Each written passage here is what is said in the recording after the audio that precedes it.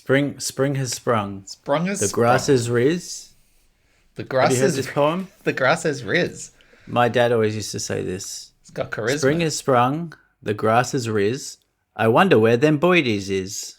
Okay, that'll be an And interesting thing to Google and discover whether it's from like a 1930s I think it's from Hanna-Barbera the cartoon Three or something. Stooges or something, yeah. Yeah.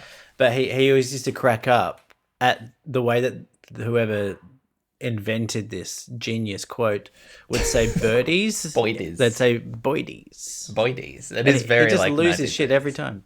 Yeah. So he'd say it and then laugh at himself. Yeah, he was just Oh, so die you are your laughing. father's son. Okay. Well, I think I have evolved, the family sense of humor, I would I say. see. I think I've progressed it. Yeah, right. Yeah, I've pushed it into another kind of dimension. Yeah. Did you get a haircut? I'm gonna ask that every week. So every week. Yeah. Yep. No, It just you're looking. How is it keeping so short along the sides? because I keep getting haircuts. Oh, Yeah, I just not when you ask.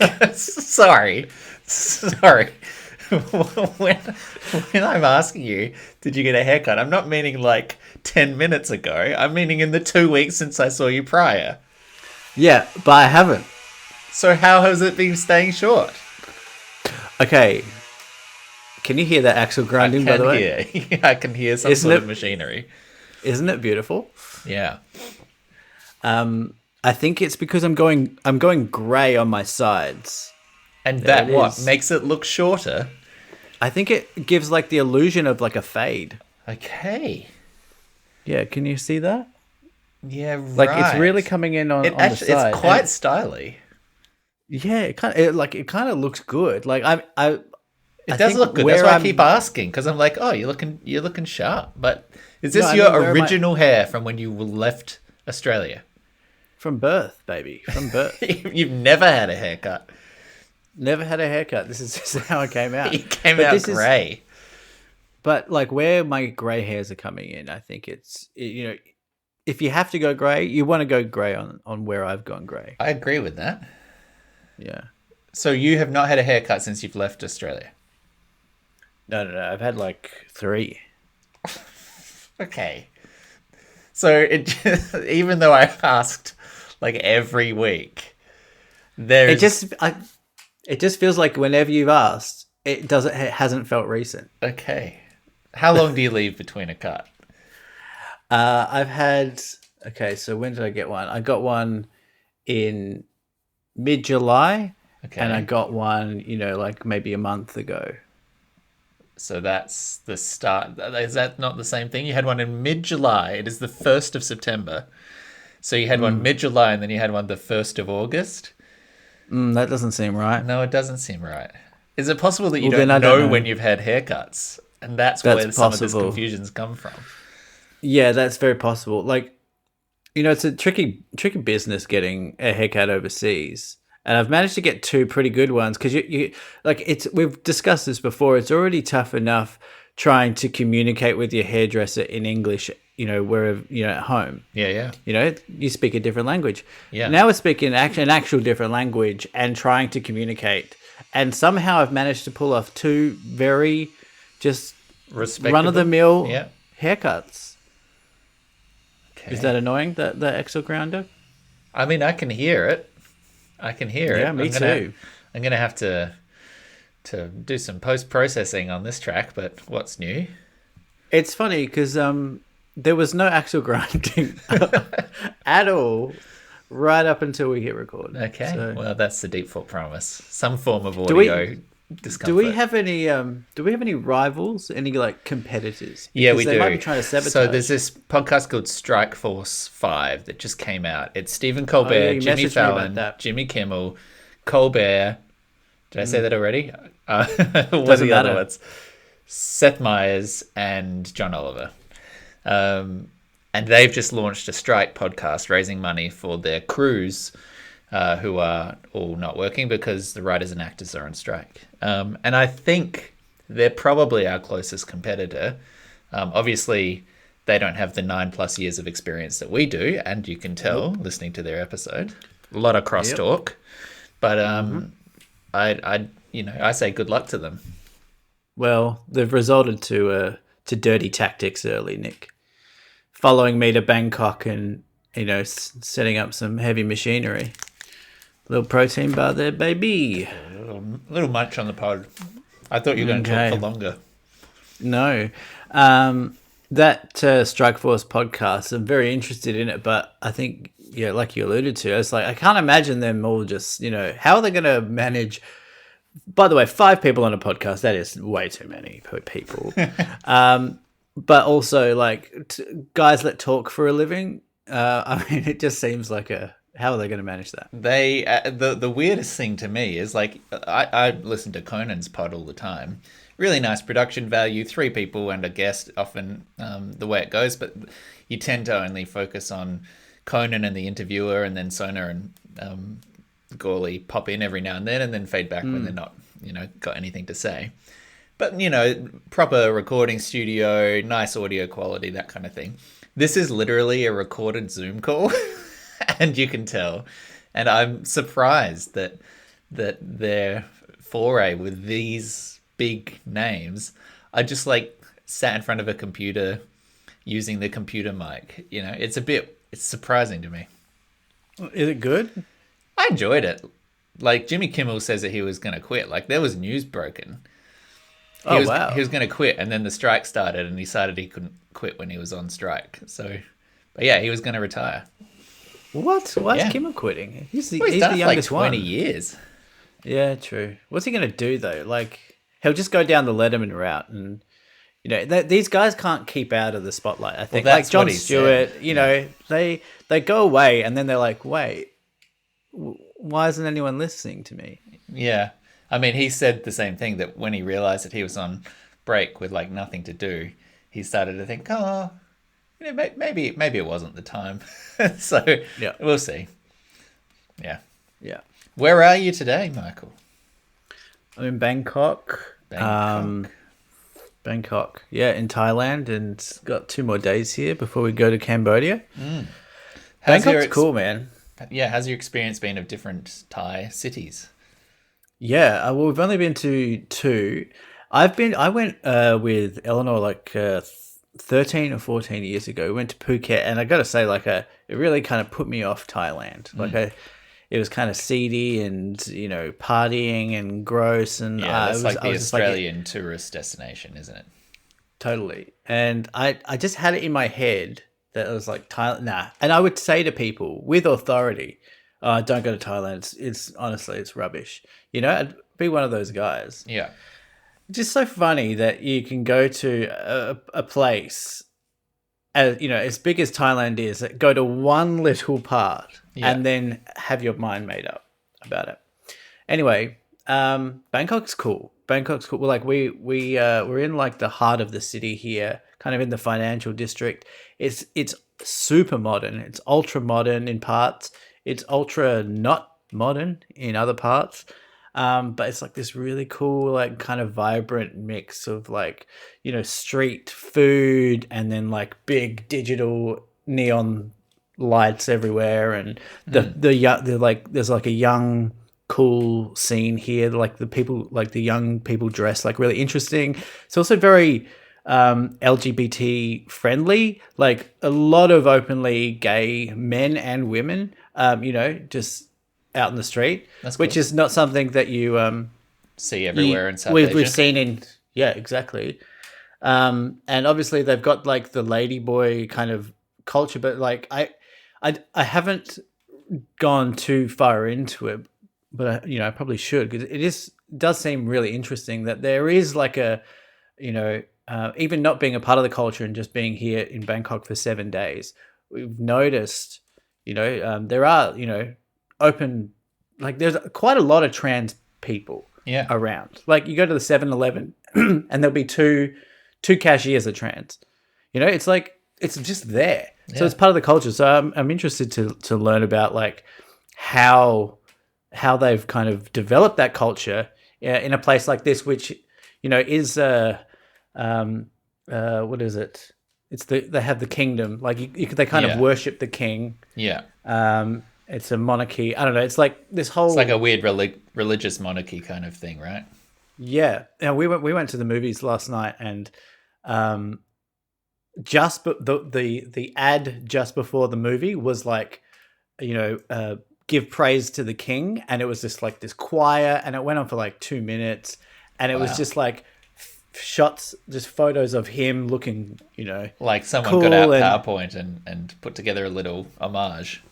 yeah, it was like a shitty PowerPoint presentation, which was funny having that sandwiched in between like all these like high octane movie trailers, and then it's just like, oh, long live the king. Well, what did you see? And Did it get you in the mood or did it put you back?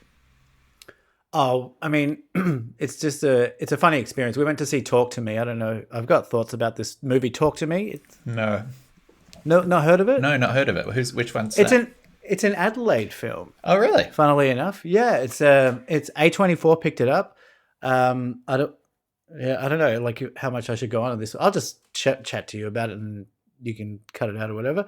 But it's gone like kind of, it's become hugely popular. It's like A24's biggest opening movie ever, and these brothers from Adelaide put it out, and they previously called the Raka Raka brothers, and they've made a bit of a name for themselves on YouTube doing kind of stunt videos, kind of Right. like in the vein of Jackass or whatever.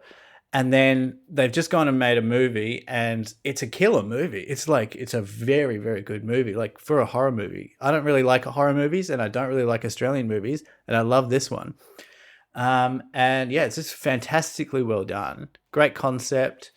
And it's just going huge in Asia as well, because Asia has like a lot of I think with the religion and all of that cultural stuff, demons and stuff really speak to them. Those kind of movies really spook Have a sort of Asian cultural people out. resonance. Yeah.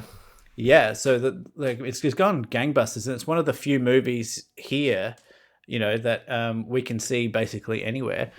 So we went and saw it last night. It's just a great film, but yeah, Well, you I'm should watch. slightly overdue because I've only, in the space since we last podded, finally ticked off the Heimer in Barbenheimer. Yes. So we could be the slowest people in the world to talk about Barbenheimer. If you had any thoughts that you wanted to throw out there, or I'm perfectly happy to just leave it.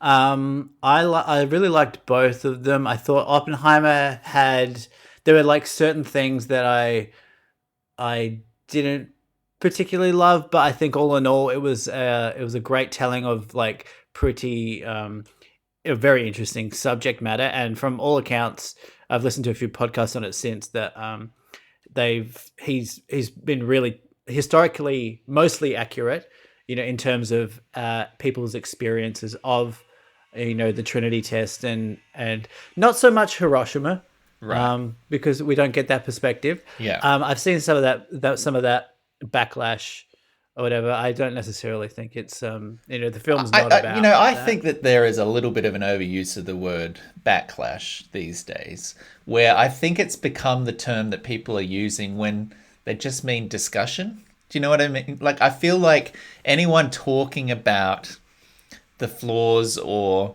strengths of a movie 20 years ago, that was just film criticism, right? Like, that was just the fandom circle talking about what works and doesn't works. And I think for these kind of things where you're talking about, oh, he made a conscious choice not to really delve into the visual, sight of whatever happened when they dropped the bombs, right? I think that's a filmmaking choice, but I don't think talking about the strengths or weaknesses of that should be framed as backlash when it's just like discussing art, right? Like, that's the whole point of making art, is to have a conversation. Totally. I definitely agree with that. I think the difference here is that you do get kind of clickbaity articles that will say, X community wants Christopher Nolan to stop making movies because blah. So it's kind of presented as backlash. Sure, I think that's fair. But that wasn't me picking on your usage of the phrase, but it just rankled me a little that's a bit. fair point. I really liked Oppenheimer. One of the things that immediately stuck out within sort of the first 10 minutes, Ludwig Göransson's, on a hot streak. Like, Incredible he's score. incredible. Wild that, like, didn't He he? did like The Longest Yard or something. He did like Kevin. He did like Kevin James scores. I mean, all of these composers start doing, like, innocuous TV shows stuff, right? But Yeah. didn't he do fucking the music for Community? Oh. Yeah, it was Ludwig Göransson. That's what I was thinking. It's Oh, actually wow. Ludwig. So the guy who did the music for Community is the guy that scored the Oppenheimer soundtrack. And 10 That's minutes in, amazing. when there's this like visual montage of like Oppenheimer dreaming about like vibrating strings and like atoms and space, and the cinema's filling up with sound, and I saw it in this like huge extreme screen experience, and it was overwhelming. I was like, that feeling you get when like the music is like resonating with you and like moving you, and like the hairs on your arms are standing up, and I'm like, oh Yeah. fuck, I'm ready. It's vibrating your atoms. It's like Wait. it's physically resonating and resonating with you. Like it's crazy. So I think he deserves special mention because that was amazing. But it felt to me a little bit like Nolan had reached a certain, like, after the past decade where he's done these movies which have been formally experimental, things like Dunkirk with the shifting timelines, and Tenet, which I thought was pretty crap, and even as far back as like Interstellar and that sort of thing, when he was pushing out into this sort of sciencey sci-fi field. There were criticisms about his use of sound, and like, I can't hear what they're saying. Like, the mix would be weird when you can't hear dialogue, and it feels like this one is the sort of culmination of that push, where I think those choices really worked consistently all the way through. So the way that they use sound and noise, you could hear the dialogue all the time, which was a blessing. But then when it comes to things like the Trinity test, and you're expecting noise, and then it goes to silence, and those kind of inventions, I thought that he'd really sort of reached what he'd been striving for, if you know what I mean. Right. Yeah. It was that particular scene was incredible with the with the shockwave coming after. Yeah. But it's a solid film. I don't know. I can't really imagine rewatching it anytime soon. But How did you feel about the final hour? Because I think that one's a little bit hit or miss for some people. Like, after the test, you get another like 50 minutes of depositions and interviews and that kind of thing. well, yeah. I mean, that was something I've discussed with a few people since. Like, we kind of reach the what we think is the crescendo and the denouement, and then it's like an hour of like litigation about whether he can get a security clearance. Like, who gives a fuck? I don't care if he's got his security clearance. Like, well, it doesn't feel like it matches the weight of the previous, hour and a half or whatever. It seems like a bit of a mismatch. I think the most interesting part of it is, his moral and ethical wrestling with what he'd done. And I think I personally think they should have left it on that. Like, the security clearance, I didn't give a shit about. For me, it was surprising, but I did, by the end of that sequence, understand the choice and rather appreciated it. I liked seeing, I think Robert Downey Jr. did a great job in that film, and I liked seeing the depiction of how society venerated him and then disliked him, and the framing of it around Einstein and this conversation, which must be invented. I'm sure they don't have an actual documentation of what was said, but the idea about like, I've already unleashed this, death onto the world, I think thematically ties that last hour in really well. I sort of, it was surprising, but by the end of it, I didn't regret that time I'd spent there. Yeah, I didn't hate it.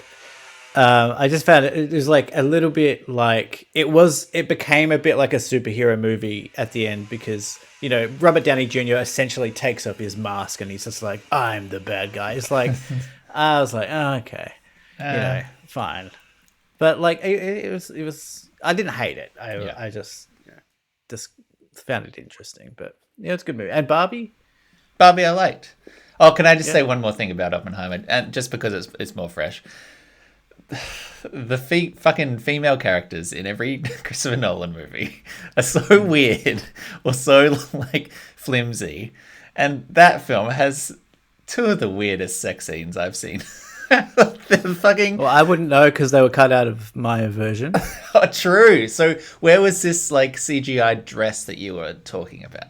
Where did they? So I think when Florence Pugh is on the chair, they're both sitting naked, like in the investigation room, interrogation room, like in the board, all asking questions. Right. Yeah, that was not in my version. You see some titties? I don't think in that moment actually, but the first scene, which may well have been cut out for you, that Oppenheimer and Florence Pugh's character are hooking up, and then halfway through she gets up and goes and gets a book off the shelf, which is in Sanskrit, and then comes back and asks him to read it while he's like thrusting into her, and then she points to a phrase on the page and says, "What does this say?" And he looks at it and he's like, "Oh, I'm not very good at Sanskrit." He says, "Well, what does it say?" And he says, "I am become death."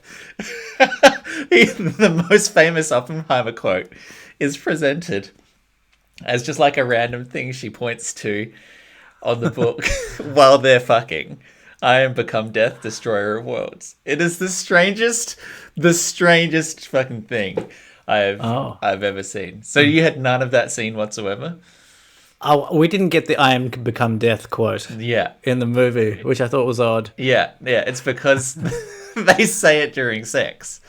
Yeah. Okay. I don't know about you, Michael, but I don't tend to get up halfway through and go grab a book to bring back. Yeah. It depends on what's happening. Yeah. This is the longest intro. Welcome to Deep Thought. Okay, there it is. And thank you for lasting that time in the intro. But we had some stuff to talk about, and that's just how it is this week. This is a podcast in which we talk about the important things in the world and the unimportant ones. Sitting through the internet with me this week, my friend Michael. Hi, Michael. Hi, Nick. Thank you for saying so. I am Nick. So you're going to do the outro now? Or? And if you've enjoyed this sort of thing. So, last episode might be our best ever, Nick. I think. Oh. Just based on overwhelming response. Nice. Response. Thank you to everyone that messaged me personally. I don't post about this podcast on social media, but I listened back to it. Yeah. And I was like, this is good. I think it's good. Every now and then we do a good job, and that's what makes it worthwhile. We aim for one a year. I genuinely enjoyed it, and I got a bunch of people reached out and said that they enjoyed it. Some people said they cried. Oh, well, that's an exciting outcome. We should try and make people cry every week. I only want to make people cry from now on. Yeah, this has unlocked something inside you.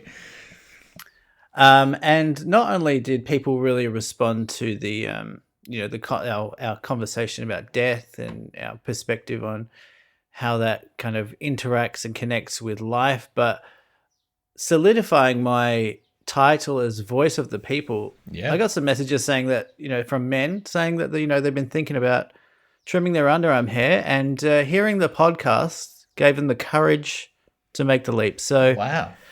I want to say you're welcome. We're really ticking off all the important boxes in terms of cultural impact, consideration of one's mortality and embracing the underarm hair trimming. That's two very important things that we've achieved. I think it represents our podcast pretty well, those two things. Yeah, and that's why Manscaped missed out when they refused to give us a sponsorship. Fuck you, Manscaped. I refuse to say that just so that I have some leverage in the future should they come crawling back. I can say, sorry, that's Michael. That's just, voice of the people talking. But me personally, I'm happy to continue these conversations. You said you got some nugs for me, baby. I got a big nug for you as well. And so it's not this week. This is not the one. We've already done our good one this year. That's okay.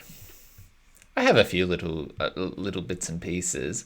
I got a couple of myths. Just throwing them out there, just for a bit of later. I don't know if you said you got myths for years, but for that's. Let's do a double myth. I don't give a fuck, dude. You want a myth now? No, I don't want a myth now. We've talked. No, I mean we did one last week. I get you. I don't give a shit. I'll myth 2 weeks in a row. I'm fucking crazy. Well, let me look into a airline safety thing because it feels a little bit relevant with what your life is at the moment. Yes. So this was an article in the New York Times. I'll put the link in the chapter title for all of you listening on podcast players at home. The title is Airline Close Calls Happen Far More Often Than Previously Known. Awesome. This is a nice little article as well because it has animated GIFs demonstrating the closeness of intersecting airlines and how they've gone to land on the same runway and then had to pull out so they didn't collide and that sort of thing. So do have a look. Can you send me the thing? Yeah. I like it when I have pictures, Nick. Yeah. When you're telling stories. On the afternoon of July 2nd, a Southwest Airlines pilot had to abort a landing at Louis Armstrong New Orleans International Airport.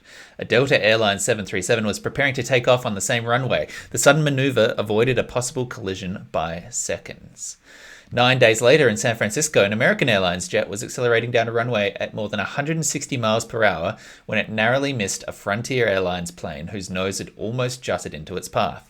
Moments later, the same thing happened as a German airliner was taking off. In both cases, the planes came so close to hitting the Frontier aircraft that the FAA, in internal records reviewed by the New York Times, described the encounters as skin to skin.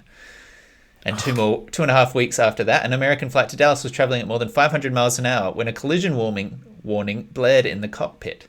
An air traffic controller had mistakenly directed a United Airlines plane to fly dangerously close. The American pilot had to abruptly yank the Airbus A321 up 700 feet.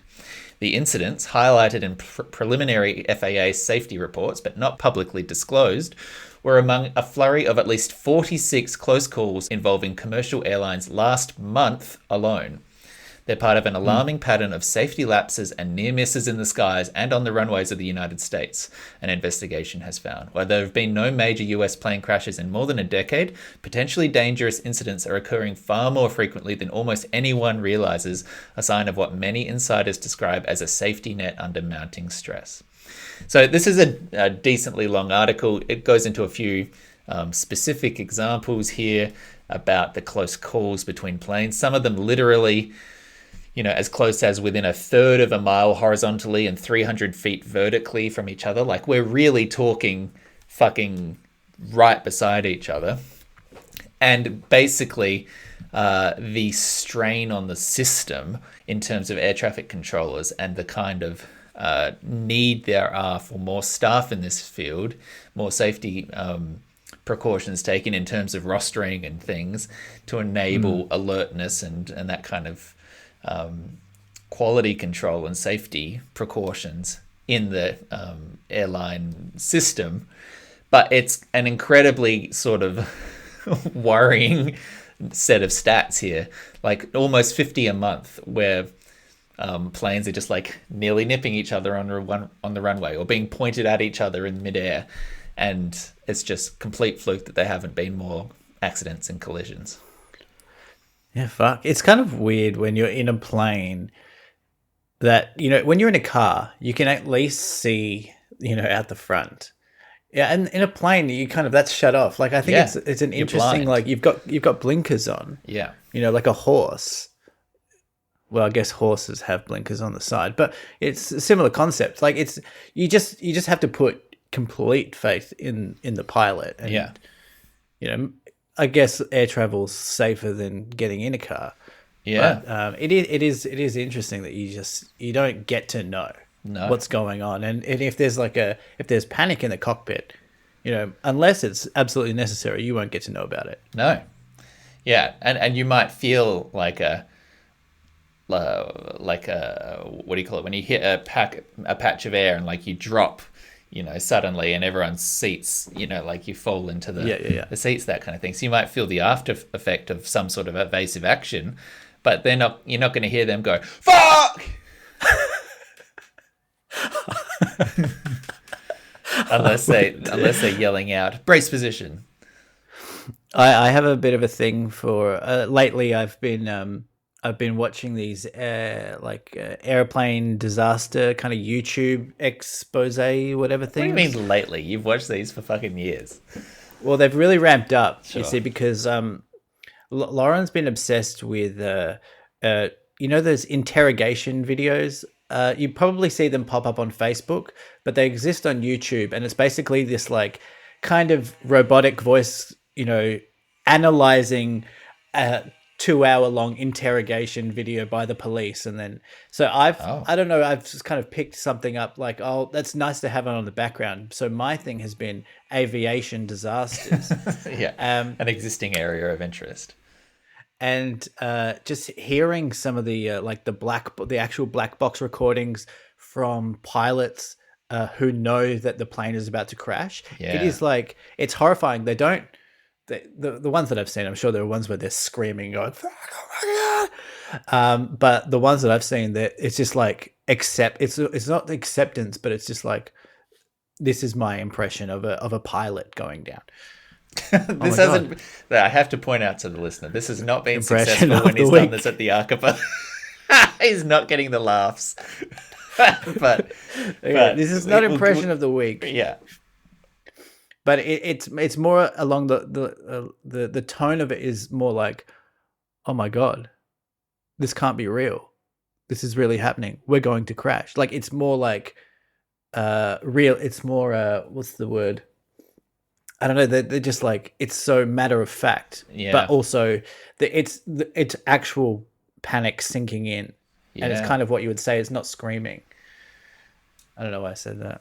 No, I mean, it's interesting in terms of, like, you have to imagine these people are trained repeatedly to have like calm under pressure. Like, that's one of the things you're tested on when you're getting a pilot's license, right? Like, your ability, if you're going to be put in commercial liners with hundreds of people's lives resting on your shoulders, you can't be someone that freaks out, right? So in an instance where it's like, well, this is, I know my shit, and we're not getting out of this, what's your reaction going to be? It's not going to be freak out, right? It's going to be, well, But can you imagine that? Because most of us, not to dive too much further into it, the last episode that we did, but like the moments, like most of us will die not knowing that we are dying, I guess. Or maybe we'll be like on a deathbed and we won't necessarily know when the precise moment of death is coming. Yeah. And I guess you won't be able to count down from 10. Yeah. I mean, that's like a whole other level of like, oh, this is going into the ocean in 8 seconds and my life is ending then. Yeah. And just being completely cognizant during that time. Yeah, it's a bit surreal, to be honest. And it's a similar thing that they're expecting from air traffic controllers, right? You cannot ever be like under pressure and snapping, because your job is one of precision and accuracy and incredible safety. So that's why. So one of the stats here in this article is only 3 of 313 air traffic facilities in the US had enough controllers to meet the targets set by the FAA and the union representing the workers. 3 out of 313, that's less than 1%. Many controllers are required to work 6-day weeks, and a schedule so fatiguing that multiple federal agencies have warned it will impede controllers' abilities to do their jobs properly. So is it lack of funding, or is it like it's like the known stresses of the job is kind of off-putting to people, so they're not really getting, the recruitment numbers that they need. Because don't air traffic controllers have one of the highest rates of suicide of any profession? I don't know. I feel like those kind of claims go floating around. Yeah. I'm not sure if it was that it was referred to. But there are...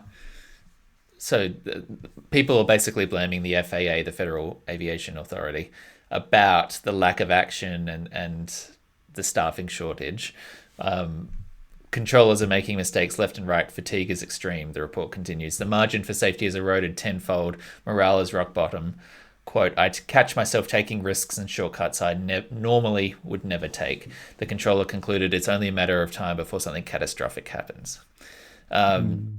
It feels like a lot of, in terms of like aviation precautions, a lot of the focus since 9/11 has been on security. Yeah. And I wonder if that's kind of diverted resources away from, technical or pilot training or whatever. Yeah, it's a very interesting point. I don't have an answer to that. But I have to imagine there's a funding question there, because if these people were being paid, I don't know, mid six figures or something like that, like you wouldn't have a shortage of people, right? You would find workers who could choose this job because they're temperamentally suited to it, and it's also a reasonable work life with like decent hours and that kind of thing. But by the sounds of it, that's just absent, because people are having to work a sixth day a week just to cover gaps. Otherwise, things don't happen and planes don't take off, and then everyone gets angry at the airports and all that and kind of thing. So there's this thing that they call the Rattler, which was a... So I'll read this part here. The FAA has required many controllers to work 6 days a week. Halfway through 2023, some controllers had already clocked more than 400 hours of overtime, according to schedules reviewed by The Times. On top of that, many controllers work a schedule where the starting time for their shifts rotates over the course of a week. On the first day, a controller might work an afternoon shift. From there, the shifts start progressively moving earlier, culminating with a 24-hour period in which the controller works both an early morning shift and, as few as 8 hours later, overnight duty. Many controllers call this schedule the Rattler because, like the snake, it has a nasty bite. So some of these people get literally 8 hours off between a 6 a.m. to 2 p.m. shift, and then they're expected back at work for a 10 p.m. to 6 a.m. shift. So working 16 out of a 24-hour period. That's hard to do in hospitality, let alone... Yeah, let alone where it's absolute precision necessary. Wow. Many controllers say that coupled with mandatory overtime, it has been pushing them to physical and psychological brink. Some say they hadn't sought medical or mental health care because they were afraid of jeopardizing the medical clearances they need to remain on the jobs, instead self-medicating with banned sleeping pills and alcohol. The result, they said in interviews and internal safety complaints, was potentially hazardous mistakes. Yeah. Yeah. They're also, I'm just thinking now, like, when you get into a plane, like the general public is just, maybe they're just thinking about the pilot. They'll have a look at the pilot if they can see in as you're boarding the plane. No one's really thinking about like the guys in the towers that are actually controlling everything, or at least directing.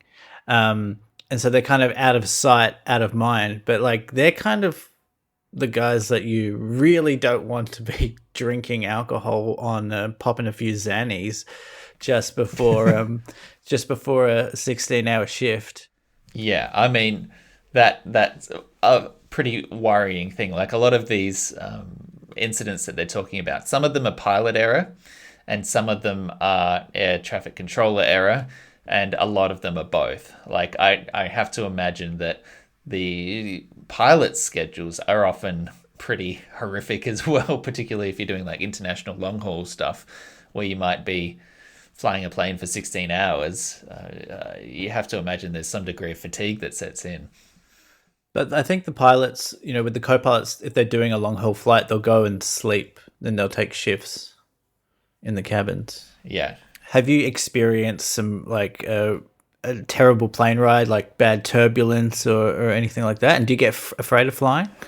No, I actually don't get afraid of flying. I have had some flights with bad turbulence, but none that I could really point to because it's like scarred me years later. It's just like I can remember moments where it's actually mostly from surrounding people. Like I will notice it because sometimes you sat next to a stranger and the stranger goes like for the armrest grab, right? When you're lurching around in midair, and I'm just sort of like, it's just a roller coaster. And then you Whatever. grab their hand from the armrest and you put Like, it on this your is inner fucking thigh. no, I was gonna say this is my fucking armrest. You don't get to use this one in any circumstances. And then it becomes a Curb Your Enthusiasm scene. It does. But like I've been lucky enough to fly all around the world like quite a lot, and so I have a fairly calm demeanor about it. Like it's not really novel to me, and so like I've had turbulence before and it doesn't really bother me. I do remember one flight where it was so windy landing that when we came down to the runway, we touched down and then came back up again in the air and then touched down again. I wondered about those. Not like the full, okay, let's go off and do another lap and try again, but like a down and then a bounce and then another down and then it stuck on the second one. Do you know what I mean? Like it was like we didn't quite get level on the ground. And when we got to the end of that runway and it slowed down properly, everyone started clapping because we'd successfully bounced and survived. Honestly, the worst airplane experience I ever had was not in the air. It was trying to leave Japan, and there was a snowstorm, and we sat on the airplane for 6.5 hours on the tarmac, constantly being told that we're going to take off, we're almost ready to take off, we're going to wait, we're going to de-ice the plane, then it re-iced again. Then we got another chance to leave, and then we de-iced the plane, and then by that time we hit the curfew of like 1 a.m. when you couldn't leave Narita Airport. And so then finally, after 6.5 hours on the tarmac, we disembarked and went back into the airport, grabbed our luggage, and then slept on the floor in the Narita Airport. Oh no! It was kind of an adventure, but yeah, sure. And I'm sure the Japanese staff would have been like pretty accommodating. Like, did they give you pillows and stuff when you're sleeping on the floor? So we ended up in the because it was a Qantas flight. We ended up sleeping in the Qantas club on the floor. Like everyone from that plane, regardless if you were a Qantas member, was put in the Qantas club to sleep there overnight. And then in the morning they kicked everyone out. But they didn't give us maybe they did give us the pillows from inside the plane. But it's not like it was built up with any beds. So everyone was just grabbing random chairs and making like a fucking blanket fort and that sort of thing. But that following day when we'd been kicked out of the club and there was no staff, like the airport was effectively snowed in. So you couldn't leave the airport. You couldn't get trains back into town or anything like that. And they couldn't bring supplies in. So it was a little bit like zombie apocalypse where all the shelves in the supermarkets and stuff were starting to go a bit empty because they didn't have any supplies to put back on the shelf. And then we were there inside that airport for I think like 28 hours or something by the end of it because it had to wait to the same time the next day to try again to fly. And of course it was all the same passengers and all the same crew. So when we finally took off, and there was all the same flight attendants and everything. When we finally got into the air, again, everyone cheered and clapped because we'd done it. We'd fucking left finally.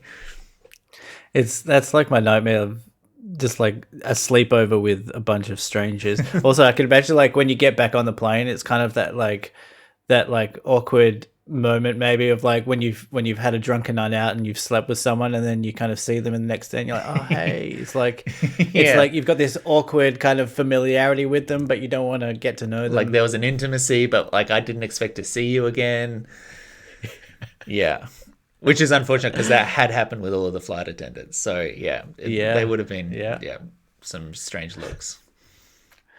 There's a part of me, I've caught a lot of flights, especially in the last 3 months, and we haven't had bad turbulence by any stretch, but we have experienced a mild amount of turbulence on certain flights. And like there is a part of me, and I don't know what this says, and it's about myself. It can't be good, but like there is a part of me that when there is like a little bit of turbulence, I want like a bit more. Like I want the thrill of like I want it to really drop, and I want to hear people go, ah! Like knowing. I Knowing think it it's might still be safe. informed Yeah. because I've seen the YouTube videos, Nick. Yeah. I know that turbulence. You can't get a plane to fall out of the sky through turbulence. Yeah. It's going to happen in the first 20 minutes or the last 20 minutes of a flight. Yeah. So I know this. So when there is a bit of turbulence, it's like, oh, it's a bit of excitement. Your heart does race a little. You see other people start to get scared, and you can be like, don't worry about it. It's just a bit of fun. Yeah. I mean, it's kind of like an air roller coaster, right? Like some people would never Totally. go on a roller coaster at Universal Studios or whatever. And this Yeah. is like forcing all the, mums and dads who didn't want to go on the ride to go on the fucking ride with you. Yeah. All the scaredy cats. All the scaredy cats getting the taste of it. Yeah.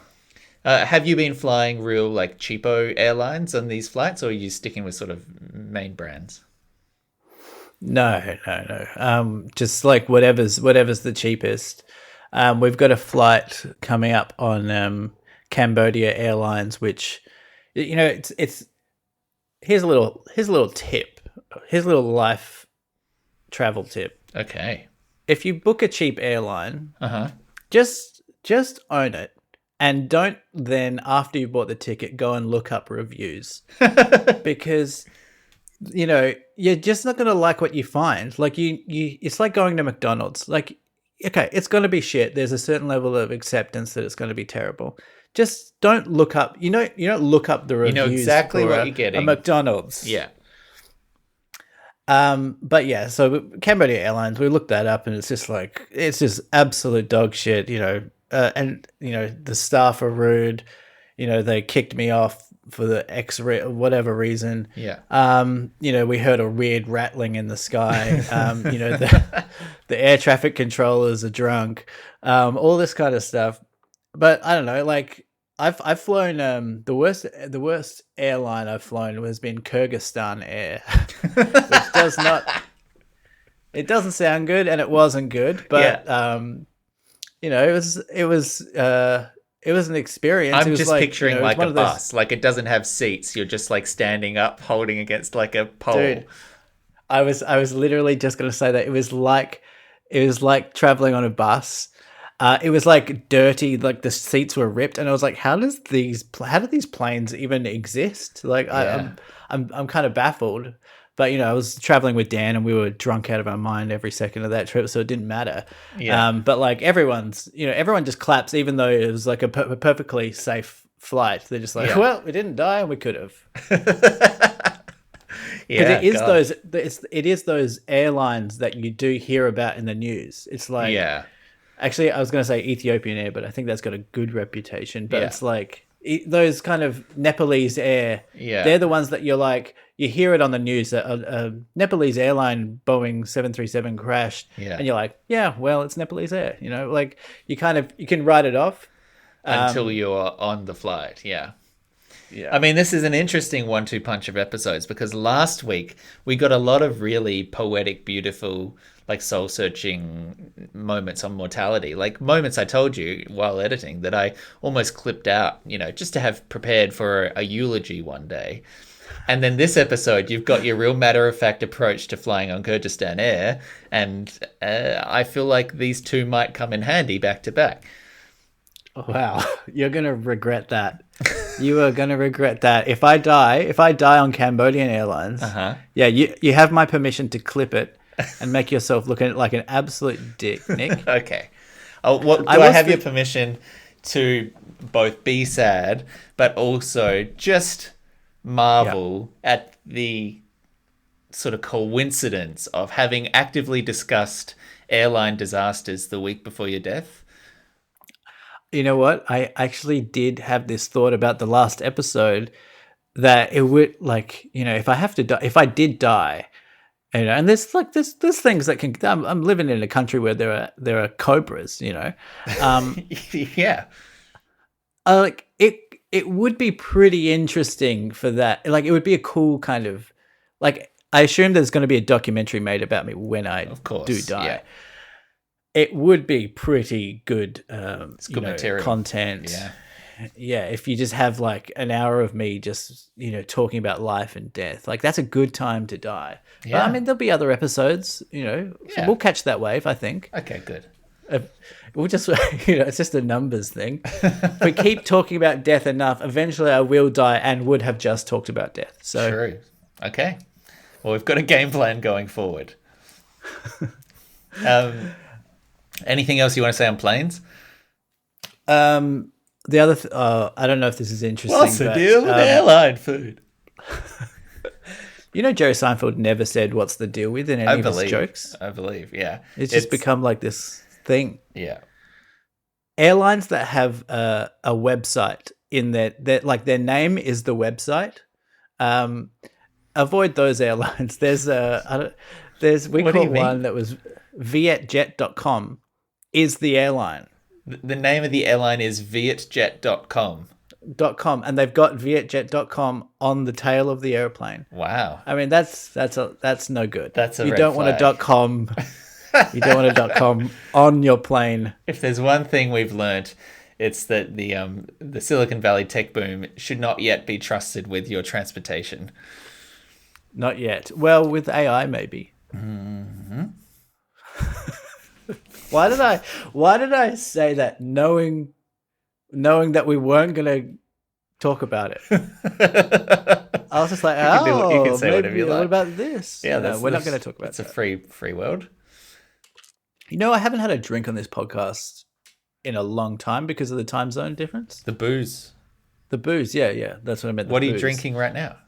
I'm drinking a iced Americano. Oh, but okay. I was thinking that like when we did the podcast, I would like to have typically we would have a drink, and I would probably have a couple of drinks, and I thought it kind of loosens me up. But I think it actually is better if I don't drink. Well, do you remember your revelation when you had taken like 2 months off drinking or whatever, and like there was that sort of golden period where you're like, I'm sleeping so much better, I feel alert in the mornings, like, and you had this sort of golden glow, and then it came to a point where like, I went out to a party and had a drink, and now it's now not sustainable. Yeah.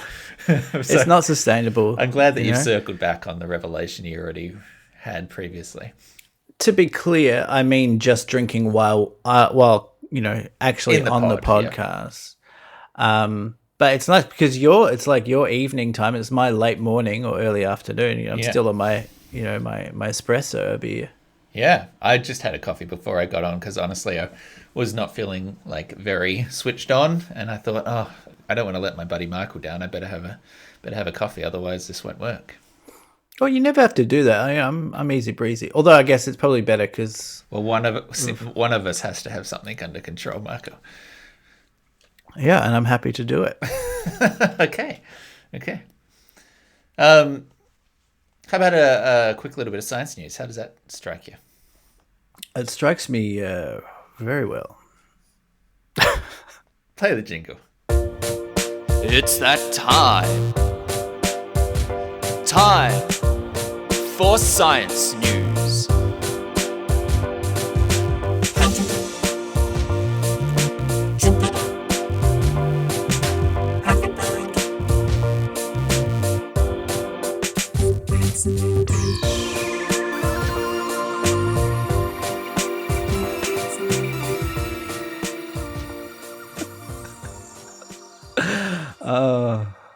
I hate myself. I hate the things that I say.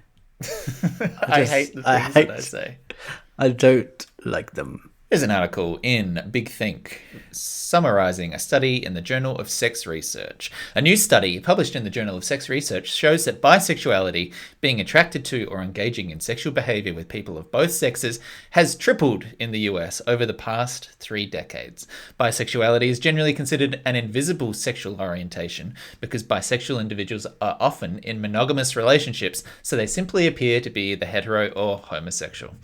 The upward trend in bisexuality in America seems set to continue, as over 6% of 18 to 29-year-olds, but fewer than 2% of respondents over 40, identified as bisexual in the latest data. The authors found that between 1989 and 1994, 3.1% of the 6,500 respondents reported having both male and female sex partners since age 18. Between 2012 and 2018, that rate had climbed to 9.3% among the 6,609 survey takers. Moreover, during the pandemic-affected 2021 survey year, 9.6% of respondents reported partners of both sexes as adults. Engaging in sexual activities with members of both sexes after age 18 is not necessarily indicative of true bisexuality, however. For example, someone who identifies as gay or lesbian might have had opposite-sex partners in early adulthood before coming out later in life. Thus, the researchers checked to see if there was a corresponding increase in the proportion of Americans who actually identified as bisexual. The study began asking respondents about their sexual orientation in 2004. Between then and 2010, 1.2% of those surveyed identified as bisexual, but by 2021, the rate had nearly quadrupled, rising to 4.5%. They note that the increase in bisexuality in survey data might also stem from a rising willingness to acknowledge it. Of course, same-sex sexual activity has been heavily stigmatized in the US and around the world for the past century. Though such prejudice have lessened of late, the global closet is still vast. A 2019 study estimated that 5 out of 6 people around the world who identify as lesbian, gay, or bisexual keep their orientations hidden from all or most of the people in their lives. So anyway, I just thought this was an interesting little bit of actual hard data talking about the rise of bisexuality. Does that it surprise is you? interesting. No, there's a couple of things. Like, I think we are getting a clearer understanding of like sexuality as a spectrum that you can be at various points on that spectrum, on or of. I forgot where I started that sentence. You can try all the prepositions you want, just in case. So I get that there, in terms of the data collected, it makes sense that you have more people being willing to openly acknowledge that they are, on that spectrum, or maybe towards the middle of that sexuality spectrum.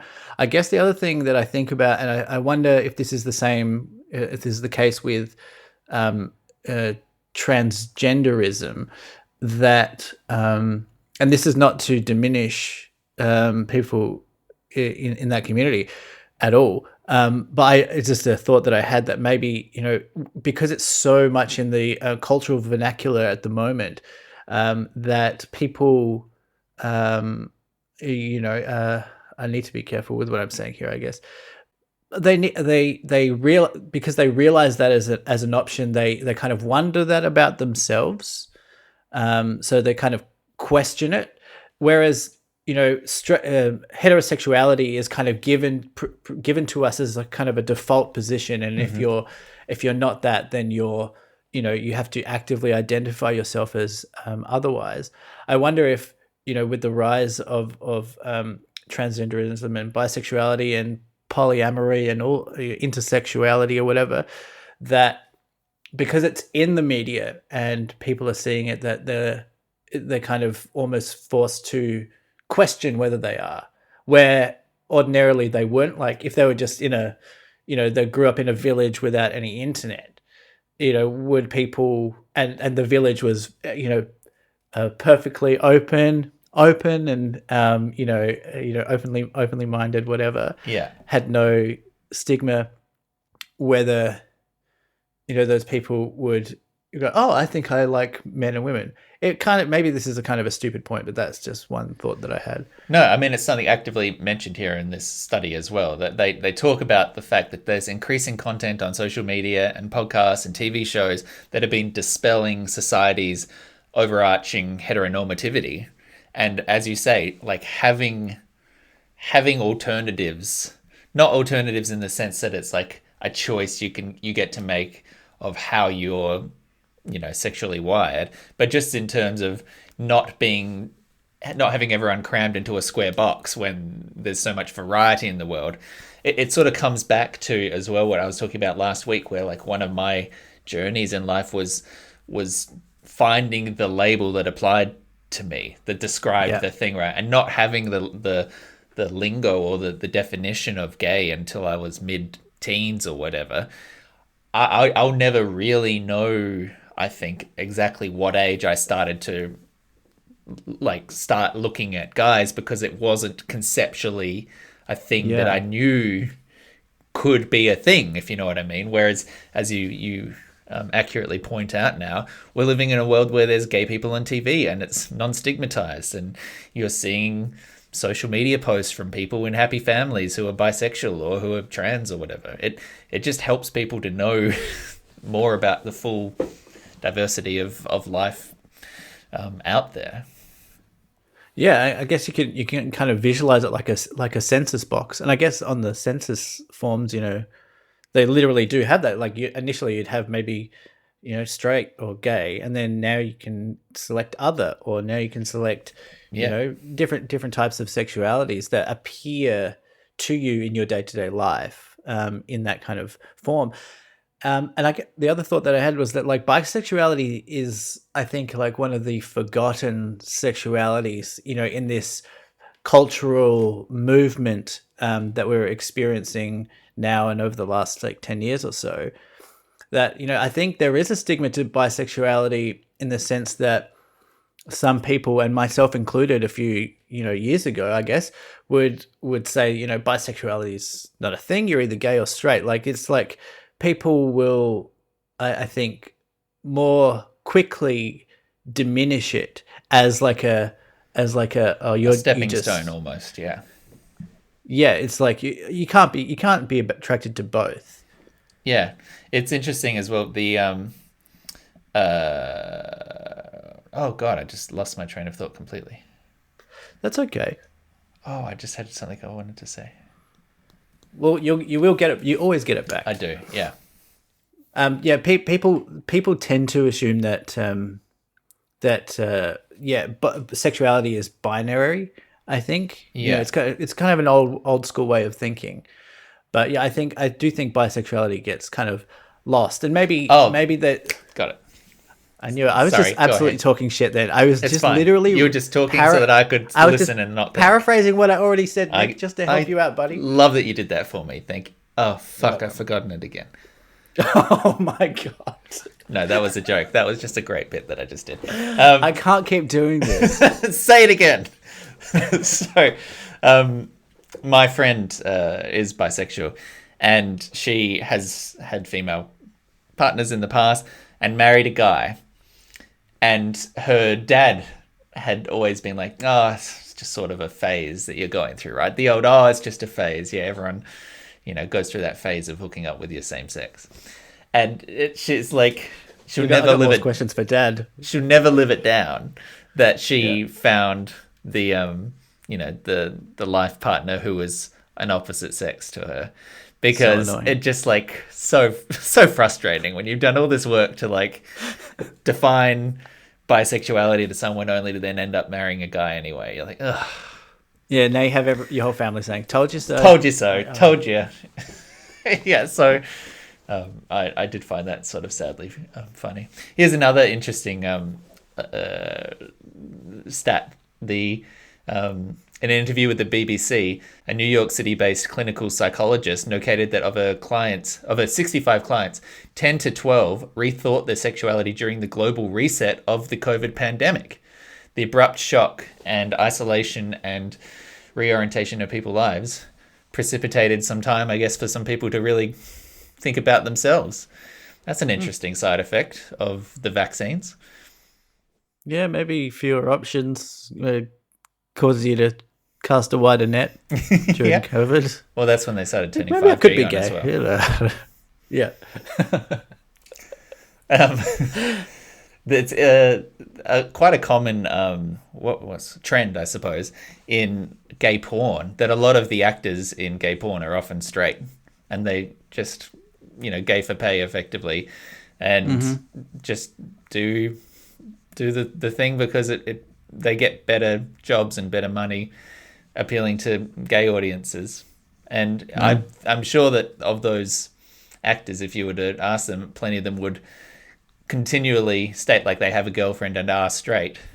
But there is clearly some malleability on that spectrum where they're perfectly happy to hook up with guys. And I think that kind of what do you call it? Like fluidity on the spectrum. It is an additional level of bisexuality, like an extra sort of step along this pathway from like romanticism and sexual engagement, between straight and gay. Yeah, that didn't have that sort of categorization or conceptualization of a separation between romantic feelings for someone of the opposite sex and sexual or lust feelings for someone. Yeah. Well, a hole's a hole. I've always said that. Yeah. But porn has been like kind of weirdly quite progressive, like compared to other industries. In the 80s, you were having, interracial, sex. Like they're kind of catering to all these fetishes that do not discriminate, and they're almost actively not discriminating. Having a fetish is kind of non-discrimination by. I tied myself in a knot again then. I hear what you're trying to say. Like, in order to... porn has all these categories of like gay and straight and bisexuality and trans and stuff that are kind of catering to all these fetishes that exist underneath the culture or have existed underneath the culture. So I think in a weird way, porn has been ahead of society in that sense. Also, they have been far behind society in their treatment of a lot of performers. The performers. Yeah. But I think you're right, because it's coming from a place of base urges, right? Like when you're looking at that material, you were doing so based on like pure animalistic interests. So in a way, it's like the most honest expression of human behavior there is. So right. like if like the search box on Pornhub has seen the truth of humanity more than like the Google search box ever has, Totally. Yeah. What was I going to say as well? Should have had another getting coffee. Old. Yeah, I am. I had another point there. Porn, jizz, farts, dicks. It's fine. It's fine. Yeah. Do you think you're on the spec? That's probably way too personal to us. But I've wondered how if sexuality is a spectrum, that like it is interesting to try and place yourself on it, and then I think despite the way I walk and the things that my dad posted on Facebook about me, I think I am quite straight, comfortably straight. Like, yeah. But there is like I don't know. There have been times, and I'm not saying that it's a plight that I've had to suffer at all, but like kind of in terms of conversations with certain types of people, almost defend my straightness, and just be like people saying, it's okay if you like want to kiss a guy. I'm like, well, but I don't. Thank you, but I'm all right. Yeah. And I think that person was you, actually. I did pressure you quite a lot to do things you didn't want to do. Predator. No, I think these days the good thing is that society as a whole has become, well, Western society in certain places has become a lot more accepting of that kind of thing, which is great, which has allowed people who perhaps in previous generations wouldn't have wanted to explore anything that they might have been feeling, even if it was just a momentary, consideration or urge, out of fear for what that might mean for themselves and for their, straight presenting image and that kind of stuff. So I think that it is, we've been talking about here the rise in bisexuality. I think a lot of that, as you say, has come about in response to the acceptance and the presentation of media out there that makes it more tenable. But I think it has also then allowed people who have, like, gay people or bi people who are interested in straight people to be more upfront about their interest in someone, which is good, because in order to meet someone you have to ask them out. But it now puts straight people in a position they've never been in before, which is being hit on by someone that's not the target of their sexual interest back the other way. So straight guys are having to work out now, like accepting straight guys are now having to work out how to be accepting of being hit on by a guy, right? And what to say in that situation, how to take that as a compliment and not be weird about it and let the guy down gently, It's it's a new skill set that straight guys are having to learn. Yeah, we are, but we're managing, and I think if I think we'll be fine. Yeah, the war on straights continues, but you're not giving in. No, I'm an ally. If you've enjoyed this podcast, that's very nice of you, and thank you for all the kind words you might have sent in last week. If you'd like to tell others to listen to it, then you got plenty of options. You can find us on Facebook and Instagram. You can send a link to the podcast. I'm sure that will make it easy for them. You could send an email to deepfort@gmail.com. You can interact with us on Instagram, send a message, send an email, send a question, send a comment. And we'd love to have your positive review immortalized for eternity on the platform of your choice, be it Spotify, Apple Podcasts, or other. Leave us a nice old 5 stars and review, and we'll make sure that everyone knows about it. 2 things that have come up in the past week. Some myths. I need to get them off my chest, Michael. Let's play the jingle. Michael's moved, annoyed, displeased, riled up, offended, aggrieved, irritated, chagrined, pissed off, put out, resentful, and big discontented. Michael's moved. I had to remind myself after saying that there was a jingle, just because I doubted myself. But it's a great jingle. It's a great jingle, Nick. It's a great jingle. Okay, myth 1. Witnessed this just a week ago. Myth 1. Getting to the front of a queue without knowing your order. If you are standing at a coffee bar and you've been waiting there for 5 minutes for the barista to make everyone's orders, or shuffling in front of the cafe cabinet, and then you get up to the front and you're at the till finally, and you stand there and you go, now what is it that I want? And you look at the menu in front of you and you spend another sort of 2 fucking minutes deciding. Fuck off. Don't join the queue. The rest of us have shit to do. That is a certified mega myth. That is Mega couldn't be more on the same page. That's unacceptable behavior. We live in a society. We live in, as the Joker said, we live in a society. And people need to accept this. It's disrespectful behavior. So disrespectful.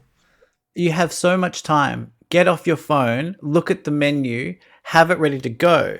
Yeah. I try to imagine I try to anticipate every kind of ordering experience that I have as if it's the soup Nazi from Seinfeld. I imagine that the attendant is just going to be like annoyed if I'm not like bang, bang, bang. Yeah. So I have it all ready to go. Here's a hot take for you. Don't walk in the fucking building if you don't know what you're going to have. Look it up on the menu on the website beforehand. You should know what you want before you're going into the restaurant. Well, okay, maybe not restaurant. Going into a cafe, going into a deli. You should know what it is you're trying to get before you walk in the door. That's my hot take. I mean, I love it. I would do that, and I do that. But like, I think if you can't do that, and that's fine. But stand at the back of the restaurant. Find a dark corner and look at it. Take a photo on your phone, maybe, and then zoom it on your phone. Go up to someone sat at a table and ask them what they're having. Like take some fucking initiative, please. Yeah, no, I totally agree with that. Ask them if you can try. It's like if you're not sure about the French fries, say, "Can I just have a French?" Bring your own straw and just pop it in every drink as you go down the aisle of tables and have a little sip and work it out. It's the only polite thing to do in that polite. situation. No, I couldn't be more with you on that one, Nick. Okay. Great myth. Thank you. Myth number 2. From the myth master himself. That's the first time I've been called myth master, but I'm okay with it. Okay, myth 2. Slightly smaller scale here. And it will require perhaps a little bit of like visual accompaniment. Picture you've poured yourself an icy cold glass of the best beverage, Say it with me. sarsaparilla. You've poured yourself an icy Psychotic. cold glass of the best beverage, sarsaparilla. Snowdrop. Snowdrop. Any of the classics, right? It's in a glass, and you've carried it with you. It's got a couple of ice cubes in there, keeping it cool. Carried it with you. You've gone into another room, and you've sat it down on a coaster. Uh-oh. You know what really grinds my gears, Michael? It's when you pick do. up that cup, and the coaster goes with it. The coaster's attached. 100%. What are we doing? Cancel coasters. Hashtag cancel coasters.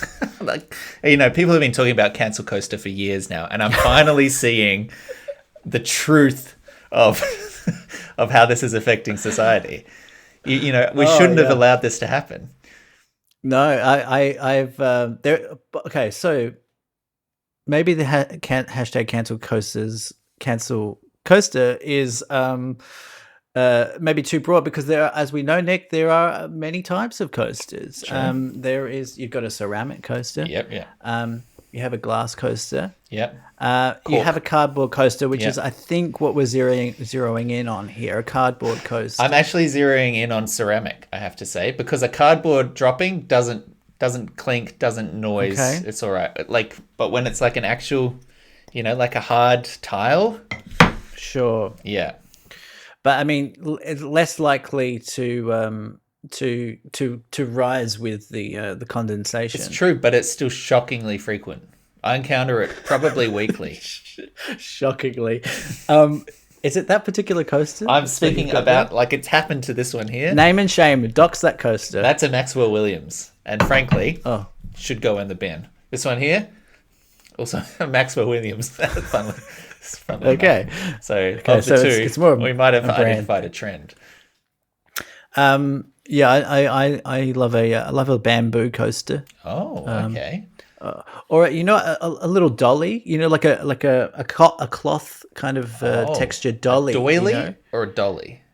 Maybe a doily. Okay. I've said that word like 8 times in my entire life. Okay. How did it feel today? I'm not confident. Clearly. Okay. Yeah. There was an unsettled pause. The kind of frilly thing, like that you get it. Yeah. But I guess then because it's cloth, you can get seepage. Yeah. So it's not really doing the job. Tricky problem. I just raw dog it, Nick. I've got, as you can see here, I don't use a coaster. You've wrapped a serviette around it for grip, but that's not going to. Well, does that stop condensation hitting the bottom? No, not at all. But it's more like a sweat towel. Okay. That you might use at the gym. It's not going to stop you sweating, but it's gonna. It's a politeness for the people around you. Yeah, exactly. But yeah, no, I just raw dog it now. I've stopped using coasters for this exact reason. Yeah. What's that? Can you stop saying raw dog it? You know what? I literally cannot think of another word to use. We don't have the language. It's just what it is. Yeah. I'm raw dogging my job. Okay. Okay. Right. Well, that was my myths this week, Michael. Oh yeah, I mean, they're great myths. Thank you. Great myths. I agreed with both of them. I have a segment here, but we're sort of pushing on a little bit, so maybe I'll save it for next week. And you tell me your story. All right. How long have we been going for, by the way? 1 hour 23. Oh, that's nice. All right. Well, this is like, I'm not sure if this necessarily. Oh no, you know what? I'm not gonna give you a trailer for this story. You know what? Here's a mini myth. Here's mini myth 3. When you're watching a trailer on YouTube and there's a 5 seconds of the trailer cut together at the start of the trailer, what is that? It then says watch the trailer. That? What is the that? trailer of the trailer? The trailer. I don't know. Mini myth. Why? But seriously, what is that? I assume it's because in some ads and some kind of context, they'll throw it up knowing that someone's about to hit skip. And so they're trying to catch your attention in the 5 seconds before it's automatically forwarded onto the next, thing you actually want to watch. I hate what a place we've got to. I hate it. All right. Speaking of hating the world, I think I've said on one of the last apps, we're in Thailand right now. And weed, strangely, is legal or has been recently legal. There's many weird rules in this country. So weed is now completely legal. Vaping is strictly prohibited because I just found this out a couple of days ago. The reason why vaping is illegal in Thailand is because the monarchy here, the kingdom, the palace, whatever, has their controls all of the tobacco in the country. So they have a monopoly over tobacco manufacturing and distribution in this country. So they have banned vapes, not for health reasons, although they are saying health reasons. They've banned them because it affects their profits, which is very funny. And you can, I don't know how many people are getting arrested for vaping, but it's possible. One of the other weird rules that we've discovered here, not the hard way, thankfully, is that you have to wear underwear in public, and that includes bras for women. So if you look like you're not wearing a bra, theoretically you can get arrested for that as well. Anyway, all that is preamble. It's not even connected really. So weed is legal here, and Lauren and I, we're not really stoners. I smoked a little, weed here and there when I was younger, but the older I get, weed just kind of freaks me out. It freaks you out? Well, I just get anxious. It's too much. It just it as in the effect you have when on weed is being freaked out, or you get freaked out about the idea of it before you've had some. No. I get kind of freaked out and anxious when I'm smoking it. Right. Smoke it. I just said smoking when I'm smoking it. I'm not on it now. So anyway, where we were in Pattaya last week, there's many weed shops around, and it's not just joints. It's like brownies and gummies and all this stuff. And so we thought, it's completely legal here. Maybe we should have a gummy. Yeah. And maybe that would be fun. And we, I don't know, we're by the beach, we're pretty relaxed. Yeah. What could go wrong? So I went into one store that looked, legitimate. It had like a nice shop front, whatever. And I see they've got like a fridge full of all these gummies, and they're kind of packaged in the candy trolley. No, I'll show you. So this is the actual packet right here. Yeah. Right. So I say, how much are these ones? Are these good? So these are trolley peachios, and the guy there, very very cool looking guy, but like not a sketchy looking guy. Just spoke nice cool English looking guy. Yeah, he was like kind of cool, but like presented wearing? well. Like a button-up shirt. He kind of looked like a he polo. was like kind of maybe it was like going to the office, but he was wearing like some Air Jordans or whatever. Wow. And he's like, yeah, these are really good. Like, do you smoke a lot? And I was like, no, I don't smoke at all. And he was like, all right, well, maybe just try two of these gummies first. And I go, two, okay. And he was like, what are your plans? And I was like, well, I think me and my girlfriend, just got to take one and, just order some takeout and maybe sit by the beach or whatever. And he's like, oh, you're going to do it with your girlfriend. Maybe just get her to take one. And I was like, okay. Just told you that I don't smoke weed. Yeah. She told me to take two, but girlfriend has to smoke, doesn't smoke either. Body size, I guess less so. Mass, yeah. So, so we hang on to these for a few days. I think we were both a little bit anxious about it. And then one night we're like, all right, well, we've got nothing on this evening. We'll just stay in, take a gummy, and see what happens. So we take half of one. Yeah, I think that's a good each. call. Yeah. Yeah. Take half of one each, and on the packet it says 90-minute activation. So we go, okay, we'll take half a gummy each, and we'll go to the shops, get some little treats and stuff, fun Yeah. things, whatever from the 7-Eleven. Do that. We order KFC. Yeah. I'm not proud of it, but we ordered KFC and it was terrible. Ate the KFC. It was fun. We're having a silly goosey time. Gets to about 90 minutes and we're like, we do not feel anything at all. Mm-hmm. So we're like, should we take another half? And then we acknowledge the fact that this is a classic scenario. Yeah. Where people take a half, they don't feel anything. And so we're doing like bits. We're almost like taunting the idea because we're like, oh yeah, we've only taken half. Imagine if we did too much. Yeah, we're kind of like as if it was like some spirit that we're going,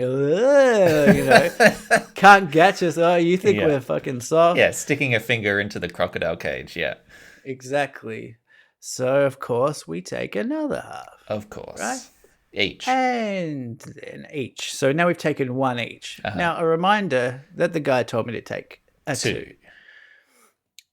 So about half an hour after we take this second one, we're I don't know what we're doing. I think we're actually trying to get some work done. Like we're trying to we're trying to book some like Airbnbs or do some trip planning and things like that. Yeah, right. And that just kind of speaks to how little we were feeling at that point.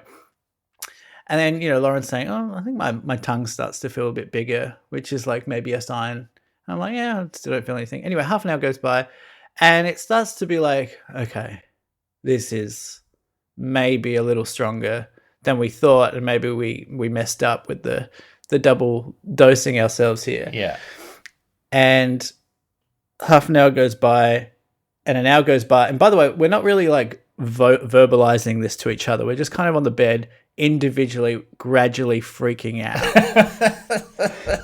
And then gets to a point none of us wants to admit that we're like, we've taken one gummy and we're, how lame are we?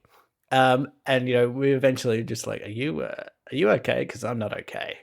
And it was from there on in for the next like 4 or 5 hours, just a horrendous, like cascading of anxiety and dark thoughts. And, oh no. Lauren thought that I was going to jump off the balcony at one point, even though I was just lying in bed. And we were both just like kind of curled up on the bed, just like in the fetal position, just shaking, Oh no. We're like aware of the fact that like it was kind of funny. At least I was trying to like remember that, make it aspect, funny. Like say, this is like really funny that we're so in out. I've never felt more in my 30s. Yeah. I take one gummy to try and be like to chill try and be loose like and cool fun. and whatever. This is what people do, and I'm just like, nah, not for me. Too anxious. And by the way, we're staying in like basically paradise. Like beach. We've got beautiful vista. views of the ocean. Yeah. Everything should be fine. And our hotel, like our Airbnb, is just like, it's very comfortable. So we were lucky that we had that. Yeah. We had like nice clean bed, whatever. But it was horrendous. It was so like, it was just like all of the worries. I knew that I had this, I knew this about myself with weed, which is kind of why I avoided it, that it would just kind of bring all these like kind of worries that in everyday life you kind of push to your subconscious. They just come, they have the keys. They have the keys to the hospital. Yeah. And just running amok, and we're just trying to ride it out. And we're trying to pick a movie to watch, like something that would just try and soothe us. Yeah. Something that was maybe familiar but like not too scary. Surely your go-to was like a nice Attenborough, right? Like something like Animal Life, Frogs, Ocean. I will say that we previously had put on Gone Girl and just had it in the background. The most like psychologically unsettling film. Yeah, so unsettling. And mind you, like I mentioned earlier, that Lauren's been kind of swimming in all of these true crime podcasts, true crime investigations and stuff. It's all coming to the surface for her. And like even just Ben Affleck and whatever the woman's name is, yeah, on the screen with the kind of Trent Reznor score is just like this is way too much. So we're like, let's watch a Pixar movie. And one of the only ones that came up on Netflix in Thailand was The Secret Life of Pets, which I think has Louis C.K. in it. And we just could not follow it. We're like, we were both watching this movie and we had no idea what was going on. It was unbelievable. Like, and then, so here's the kicker. So we waited out. We eventually fall asleep. We wake up the next morning. We're like, oh, glad that's over. I go to look at the packet, right? And we try to work out. So this is a trolley packet here. Clearly it's even though weed is legal, this has clearly been, Trolley doesn't make edible gummies. The store has made this. This is, even though it's professionally packaged, this is underground kind of moonshine. So we look up what the standard dose is of a gummy, because we hadn't taken a gummy before really ever. So in America, standard dose would be 10 milligrams for someone who does do gummies. And then they recommend that if you don't really smoke weed, do 5 milligrams. So I look at this packet and it's 25 milligrams per piece. We took five times more than you would. The dose that you would for a beginning person doing gummies. So we went from feeling like a bit ashamed of ourselves and like kind of lame to thinking, well, we just took a huge dose of THC and survived. And we've had a panic attack, but whatever. So what you're saying is you had a real world trolley problem. Yes! Yes! Fucking well done. Crushed it! Crushed it! Fucking yes! Oh, that was intense. That was brilliant. What's Casey going to think that you're doing? I need to go explain.